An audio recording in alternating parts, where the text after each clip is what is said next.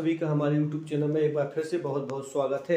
अगर अब तक आपने देखा होगा कि सारे के सारे शेयर लगातार गिरते हुए नजर आए, इस स्थिति में यदि टाटा पावर को देखें तो काफ़ी अच्छा चलता हुआ नजर आ रहा था, लेकिन सबके बावजूद आज पिटती हुई स्थिति में भी आपको देखने को मिला।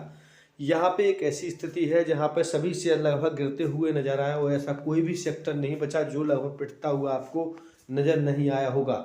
लेकिन अभी तक आपने यदि हमारे चैनल को सब्सक्राइब नहीं किया, जल्दी से सब्सक्राइब करें ताकि इसी प्रकार के आपको नोटिफिकेशन भविष्य में मिल सकें। अब हम बात करते हैं उन चीज़ों के बारे में जहां पे ज़्यादा देखने को मिलता है।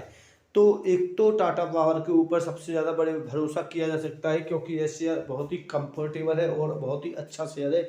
इसके गिरने के ज़्यादा चांस नहीं दिखाई देते, लेकिन आप देख रहे होंगे कि इसने एक स्ट्रेट लाइन नीचे की ओर बना के रखी थी, जहां यह इसको तोड़कर ब्रेकअप करता हुआ नजर आया। इसके बाद देख रहे होंगे आप लगातार वोलेटाइल स्थिति में यह शेयर दिखाई दे रहा है, जिसके आधार पर यह अनुमान लगाया जा सकता है कि यह शेयर अभी और नीचे जाने का हुआ आपको नजर आ रहा होगा। तो हमें इस शेयर के ऊपर निश्चित तौर पे यदि अपडेट्स पर ध्यान दें तो एक चीज़ जरूर देखने को मिल सकती है कि यहाँ ट्रेड फाइनेंस फैसिलिटी की बात की जाती है तो काफ़ी कुछ जापान के लिए यह काम करता हुआ नजर आएगा। यहाँ जापान की कंपनी MUFG के द्वारा लगभग 2 प्लांट अभी तैयार करने के कगार पे है, जो लगभग बात करें तो 100 मेगावाट और लगभग करते हैं 120 मेगावाट के ऊपर काम करते हुए नजर आएंगे।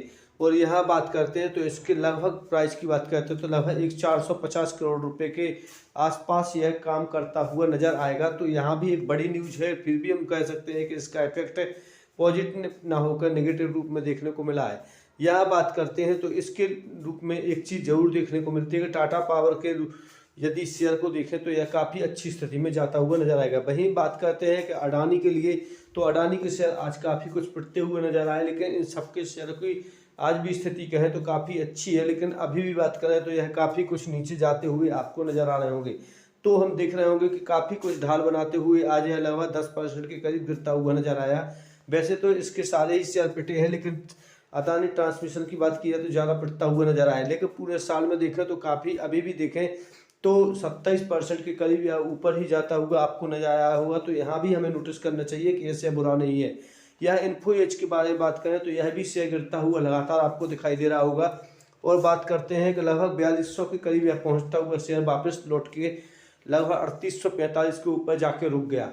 तो यहाँ भी हम इन्फोसिस के ऊपर भी बिलीव कर सकते हैं, क्योंकि यदि यह थोड़े और नीचे आता है तो इसके साथ हम जा सकते हैं।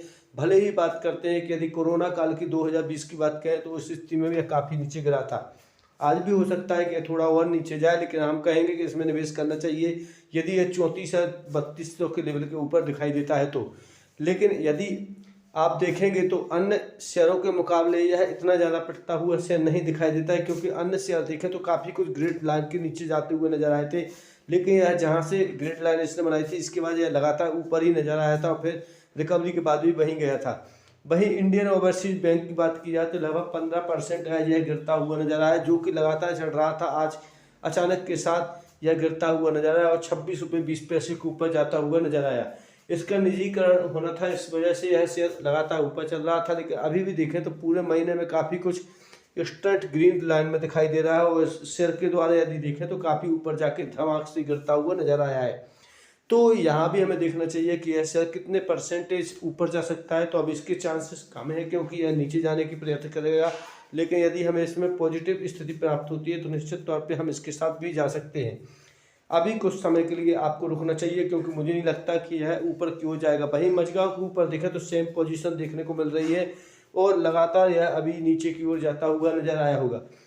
आज यह शेयर भी कहें तो लगभग 12% के करीब गिरता हुआ नजर आया, लेकिन यदि आप देखेंगे तो यह भी लगभग IOB की तरह ही हमेशा की तरह ऊपर की ओर एक साल में जाता हुआ नजर आया और इसने भी 100% के ऊपर एक महीने में ही रिटर्न प्रोवाइड करके दिया हुआ था। तो हमें यहाँ भी देखना चाहिए। लेकिन अब बात उठती है तो जाता तो ऊपर है, लेकिन वापस जाता हुआ या नीचे ही दिखाई दे रहा है। लेकिन हम कह रहे हैं कि वापस या ऊपर जाने वाला है, इसलिए पकड़ के रखते रहो। छोड़ना इस शेयर को बिल्कुल भी नहीं है, भले भी इसमें कितनी भी गिरावट हमें क्यों ना देखने को मिले।